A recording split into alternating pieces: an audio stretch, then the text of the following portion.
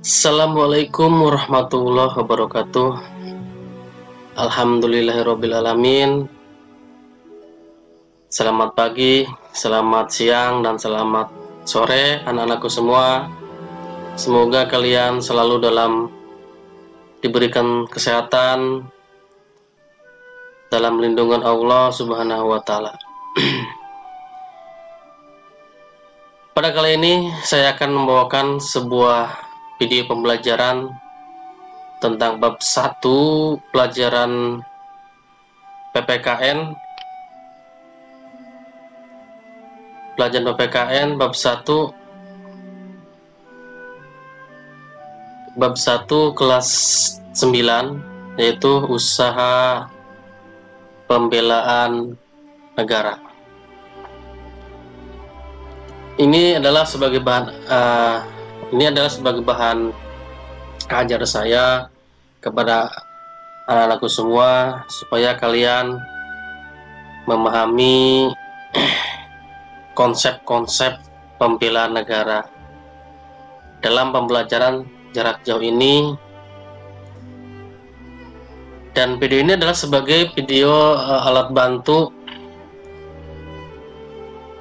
pembelajaran jarak jauh dengan dukungan video ini. Selain video ini juga nanti akan diberikan modulnya, baik secara elektronik maupun secara hasil printan atau fotokopinya. Oke, kita mulai. Bahan ajar kali ini adalah bahan ajar PPKN kelas 3, yaitu usaha bela negara. Yaitu pertama kita berbicara dengan standar kompetensi. Apa sih standar kompetensinya? Yaitu supaya kalian menampilkan partisipasi dalam usaha pembelaan negara. Intinya kalian supaya tampil nanti ketika diterapkan di masyarakat dalam berpartisipasi dalam usaha pembelaan negara. Yang kedua adalah kompetensi dasar. Apa sih kompetensi dasarnya? Kalian ini ketika ditanya, kalian ini supaya bisa menjelaskan arti pentingnya membela sebuah negara ini. Yang selanjutnya adalah indikator. Indikator, kalian harus mengerti, harus bisa menjelaskan pengertian negara. Yang kedua, menguraikan unsur-unsur negara. Yang ketiga, itu tujuan negara, yaitu menjelaskan, kalian bisa menjelaskan tujuan negara kita. Yang selanjutnya, menjelaskan fungsi negara. Apa sih negara itu? Apa sih fungsinya? Apa sih fungsi negara buat kita? Ya. Yang selanjutnya, membedakan bentuk-bentuk negara. Kalian supaya tahu, ngerti, bisa membedakan bentuk-bentuk negara. Kenapa sini bentuk-bentuk negara berbeda? Tentu saja Indonesia dengan Malaysia bentuk negaranya berbeda. Yang selanjutnya, menjelaskan arti penting bela negara. Kalian harus bisa menjelaskan. Nih, dari manapun sumbernya, kalian belajar bisa menjelaskan. Ya. Yang semuanya itu adalah nanti akan Bapak paparkan di video slide selanjutnya. Setelah Bapak menjelaskan di slide ini, kalian mengerti dan kalian harus bisa menjelaskan tadi yang 6 tadi. Oke, kita lanjut. Bacalah teks berikut ini.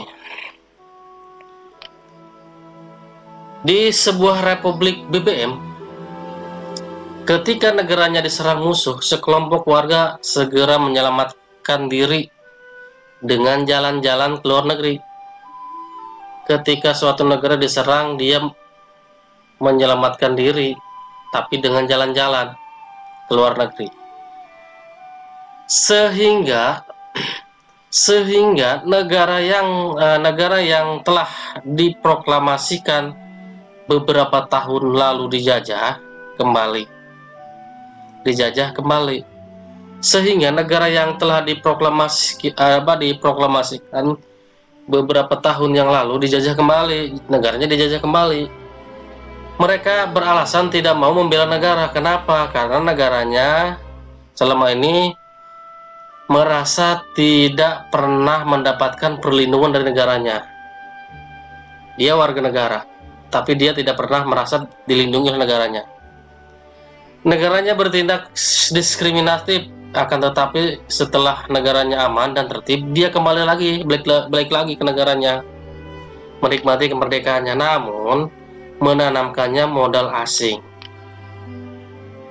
Nah, pendapat kalian nanti ini silakan. Pendapat kalian nanti ditulis di buku masing-masing. Menurut pendapat saya dari kasus tersebut, menurut kalian. Terus andaikan saya menjadi terhadap kasus tersebut, saya akan apabila kasus tersebut saya akan ngapain? Karena dia itu keluar negeri dan tidak ikut berjuang. Setelah merdeka, dia balik lagi ke negaranya. Tetapi dia menanamkan modal asing ke negara lain, bukan di negaranya. Karena, titik-titik lanjut. Ya. Oke. Selanjutnya adalah kita pengertian negara secara umum. Negara adalah sebuah organisasi yang di dalamnya harus ada rakyat, wilayah, permanen dan pemerintah yang berdaulat. Negara itu adalah sebuah organisasi di dalamnya harus ada rakyat, ada wilayah, dan ada pemerintah yang memiliki pemerintah yang berdaulat, berkuasa. Memiliki daulat itu adalah kuasa, ya, yaitu memiliki undang-undang, memiliki dasar. Secara umum, negara adalah organisasi terbesar yang di dalamnya terkandung rakyat, wilayah, dan pemerintah yang berdaulat, yang bersifat memaksa, ya, yang bersifat memaksa. Kenapa memaksa? Saya katakan negara itu memaksa karena ada hukum. Siapa yang melanggar hukum harus dihukum, dipaksa. Dia mencuri ayam, atau dia merampok. Walaupun dia tidak mau dihukum dengan alat negara, dia ditangkap oleh polisi, dipenjarakan. Dia tidak mau. Kenapa? Dia tidak mau dipenjara, tapi dipaksa. Nah, itulah disebut negara, memaksa. Oke, selanjutnya adalah unsur-unsur negara. Unsur negara itu ada mutlak harus ada ini, ya. Yang konstitutif. Pertama, penduduk, yaitu orang, masyarakat. Kedua, wilayah. Yang ketiga adalah pemerintah yang berdaulat. Berdaulat itu berkuasa. Ada penduduk, ada wilayah, ada pemerintah. Tidak akan disebut sebuah negara kalau tidak ada wilayah. Penduduk ada, pemerintah ada, tapi dia tidak punya tempat. Di mana coba tempatnya? Di laut. Nggak mungkin. Ya. Terus ada wilayah, tapi nggak ada penduduk, orangnya nggak ada. Wilayah doang, sepi. Di sebuah pulau nggak ada orang. Wilayah namanya. Itu tidak bisa disebut sebuah negara. Pemerintah, wilayah, penduduk ada, wilayah ada, tapi tidak punya pemerintah. Itu bukan disebut negara. Ini makanya yang unsur 3 ini wajib harus ada. Contoh negara Indonesia, negara kita, rakyatnya ada, tempatnya ada, dari Sabang sampai Merauke tempatnya, pemerintahnya ada, berdaulat, berkuasa. Ya, lanjut. Unsur deklaratif pelengkap, yaitu pengakuan dari negara lain. Jelas, suatu negara akan disebut negara berdaulat kalau ada pengakuan dari negara lain. Nanti kalau tidak ada pengakuan dari negara lain, negara kita tetap akan diremehkan karena tidak ada pengakuan dari negara lain, tidak akan diakui bahwa negara kita adalah sebuah negara. Waktu agresi militer Belanda menyerang Indonesia pada tahun 45 ya, waktu zaman kemerdekaan. Agresi militer Belanda, kenapa Belanda menyerang? Walaupun negara kita sudah berdiri di tahun 45 tetap menyerang. Ya, Belanda itu tidak mau mengakui bahwa ada negara NKRI. Tetap mereka menyelancarkan agresi. Dan negara mana yang pertama kali mengakui Indonesia sebagai sebuah negara adalah Mesir. India salah satunya. Mesir mengakui negara kita, mulai mendapat dukungan dari Amerika, dari Australia. Kita dapat dukungan, sehingga mempersempit ruang gerak Belanda dalam menguasai kembali Indonesia di masa perjuangan. Kita lanjut. Tujuan negara Republik Indonesia tercantum dalam pembukaan Undang-Undang 1945 yang keempat, melindungi segenap bangsa tumpah darah Indonesia. Kita dilindungi oleh negara. Yang tua, yang muda, yang balita, semua dilindungi oleh negara. Semuanya dilindungi, termasuk yang maling, yang korupsi, yang membunuh, dilindungi. Kenapa? Karena berdasarkan undang-undang, tujuan negara kita adalah melindungi segenap bangsa Indonesia. Yang membunuh tetap dilindungi oleh negara. Contohnya gini, si A membunuh si B, si A membunuh si B. Sudah jelas si A pembunuh, ditangkap polisi di pengadilan. Oh, kenapa di pengadilan tetap dibela? Ada pengacara. Dia membela dirinya di dalam persidangan. Kenapa? Ya harus ada pengacara, karena negara kita adalah tujuan negara kita adalah melindungi hak segenap bangsa Indonesia. Si B udah ketahuan korupsi negara miliaran rupiah, tapi tetap dilindungi.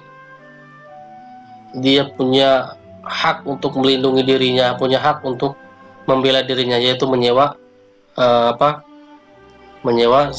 kuasa hukum atau pengacara.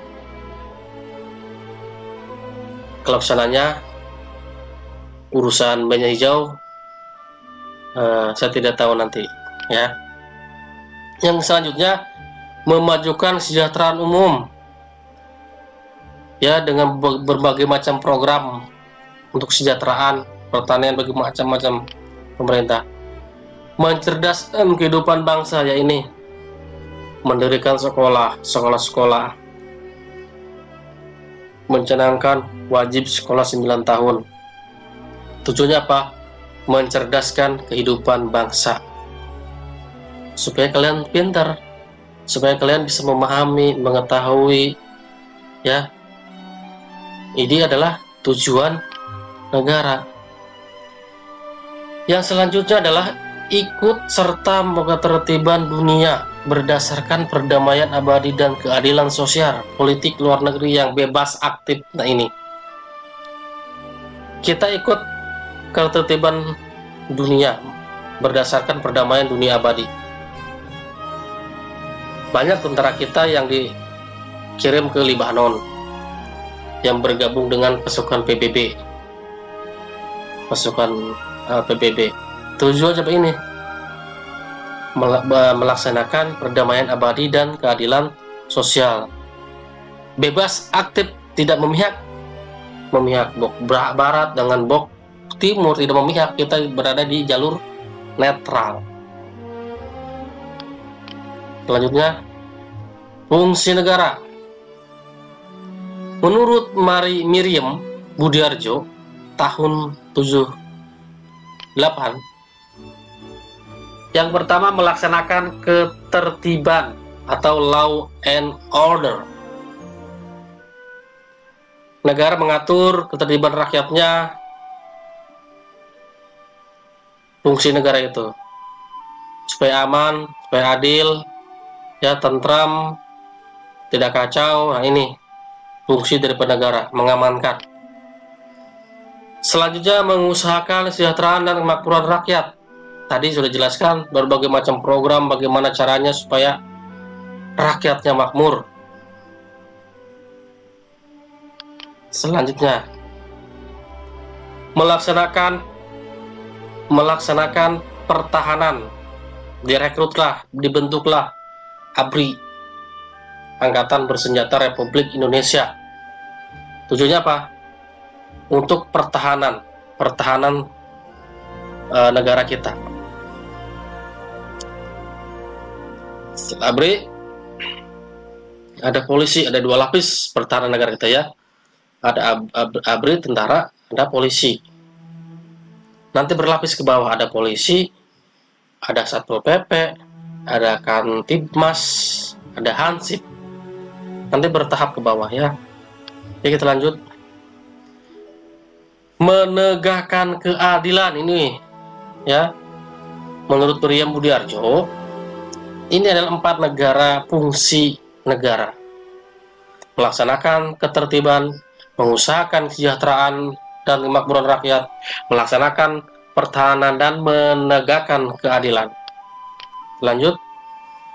Menurut Charles E. Merriam tahun 47, fungsi negara. Ketertiban intern, ya, tadi ya sama dengan melaksanakan ketertiban, sama dengan law and order. Keadilan sama keadilan dengan menegakkan keadilan, sama. Kesejahteraan umum, sama, intinya sama dengan Miriam Budiarjo. Kebebasan, nah ini kebebasan, ini membedakan, ya. Kebebasan untuk memeluk agama, kebebasan untuk memiliki sesuatu, kebebasan untuk hidup. Ini, ya, kebebasan, ya. Menurut Jacobsen tahun 1936, fungsi negara adalah esensial, jasa, perniagaan. Esensial itu ketertiban, ya. Ada jasa, perniagaan. Jasa artinya dikaitkan dengan melaksanakan kesejahteraan dan kemakmuran. Jasa, ada perniagaan, perdagangan, keadilan, ya. Lanjut. Menurut John Lake, fungsi legislatif, fungsi eksekutif, fungsi federatif. Legislatif, eksekutif, dan federatif.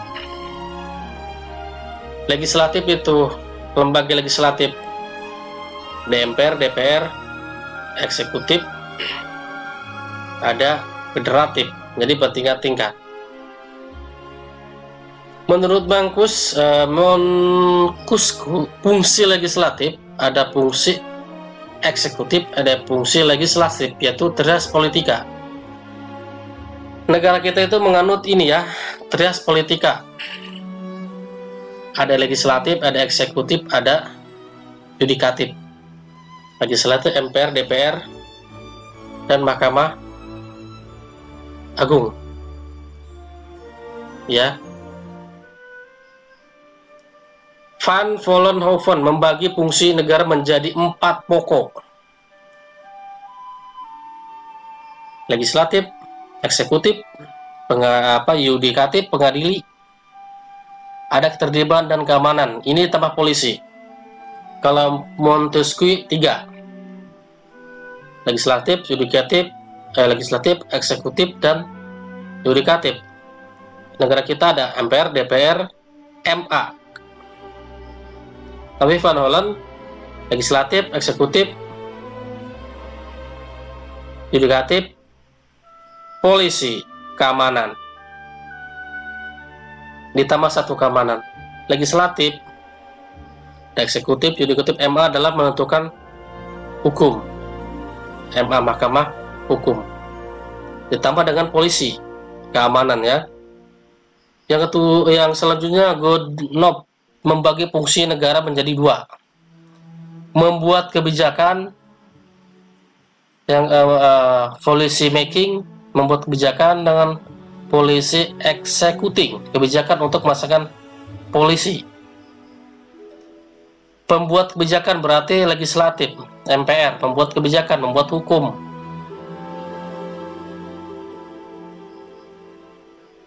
Nanti disahkan oleh presiden. Terus ada policy executing, kebijakan untuk melaksanakan, nanti dilaksanakan. Menurut Muhammad Kusnadi, melaksanakan ketertiban, law and order, menghendaki kesejahteraan dan kemakmuran. Nah, itu adalah menurut para ahli bahwa fungsi negara itu, seperti para ahli ini, itu adalah fungsi-fungsi negara. Oke, lanjut. Bentuk negara. Ada negara kesatuan, negara serikat, ada negara uni, ada negara dominion, ada negara protektorat, ada negara mandat. Nah, tugas kalian adalah sekarang keenam ini kalian cari artinya. Nanti dikumpulkan minggu depan. Negara kesatuan, negara serikat, negara uni, negara dominion, negara protektorat, dan negara mandat. Lanjut. Tadi bentuk negara, sekarang bentuk pemerintahan. Ada monarki, ada republik, ada demokrasi. Silakan kalian cari artinya. Minggu depan dikumpulkan. Lanjut. Sistem pemerintahan, tadi ada bentuk negara, bentuk pemerintahan, ada sistem pemerintahan, ada parlementer, ada presidensial. Silahkan cari kalian artinya. Setelah dapat, nanti minggu depan Bapak buat videonya menjelaskan arti daripada bentuk pemerintah, bentuk negara, dan sistem pemerintahan. Lanjut. Arti penting bela negara. Apa sih arti penting bela negara? Menjaga tetap tegaknya NKRI jelas.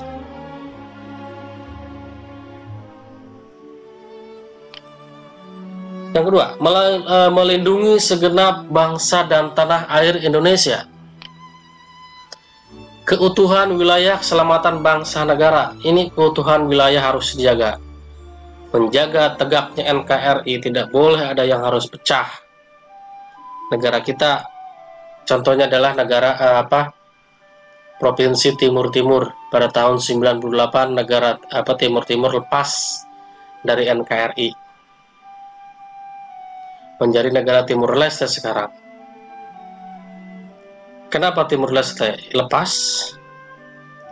Karena Timur Leste itu mereka ingin memilih misah dari Indonesia, dan mereka sudah punya pengakuan dari luar negeri, didukung oleh dari luar negeri.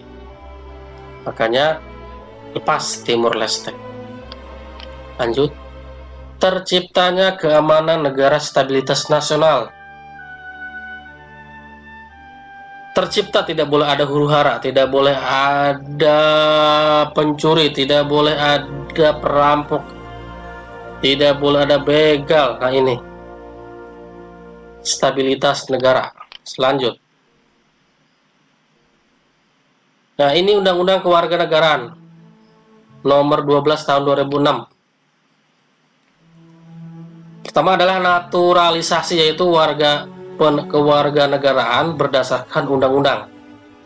Naturalisasi itu orang luar negeri yang tinggal di Indonesia selama lebih daripada 5 tahun dan dia berkeinginan untuk tinggal selamanya di Indonesia, dia berhak mengajukan untuk menjadi warga negara Indonesia. Contoh pemain bola Christian Gonzalez, aslinya dari Uruguay, datang ke Indonesia. Dia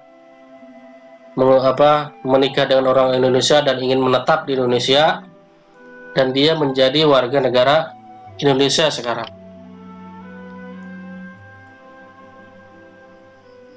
Hak opsi menerima menjadi warga negara ini, si Gonzalez itu punya hak untuk menjadi warga negara.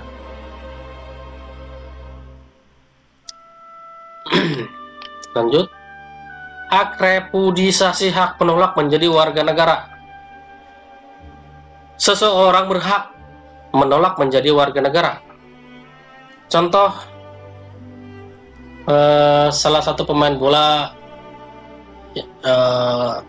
turunan Indonesia yang dari Kuwait, dia menolak masuk ke warga negara Indonesia karena mungkin di Kuwait lebih maju negaranya, jadi tidak mau walaupun orang tuanya warga negara Indonesia. Lanjut, Yusoli, bukan Yusoli sholat ya. Yusoli yaitu kewarganegaraan seorang ditentukan berdasarkan asas kelahiran. Nah, kita, termasuk Bapak, termasuk saya, kalian semua secara otomatis punya kewarganegaraan Indonesia. Kenapa? Karena kita dilahirkan di sini, di negara kita tercinta. Itu namanya Yusoli, ditentukan berdasarkan asas kelahiran. Ya, lanjut. Yusangwinis yaitu warga negara seorang ditentukan berdasarkan asas keturunan. Nah, ini berhak nih menentukan pilihan. Ini berdasarkan keturunan. Contoh,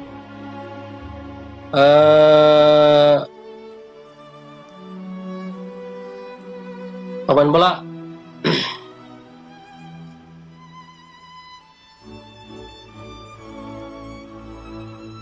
contoh adalah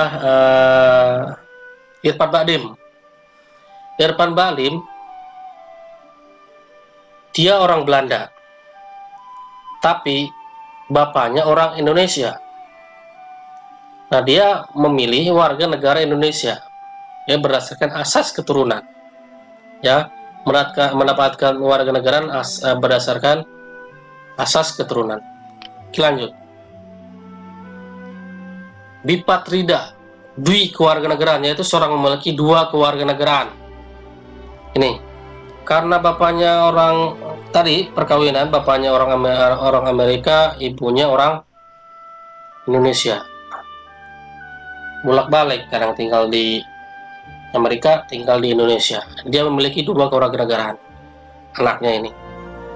Nanti dia berhak memilih kewarganegaraan. Apakah dia mau warga Amerika atau mau warga Indonesia? Cinta Raula contohnya, dia memilih warga negara Amerika dibandingkan Indonesia, mengikut ayahnya. Itu contoh.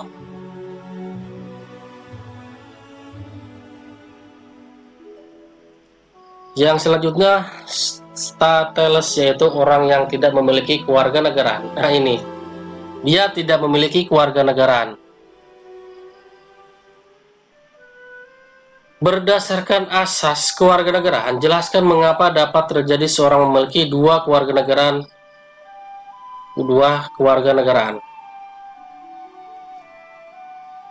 Itu tadi sudah saya jelaskan. Lanjut, peraturan perundang-undangan tentang pembelaan negara.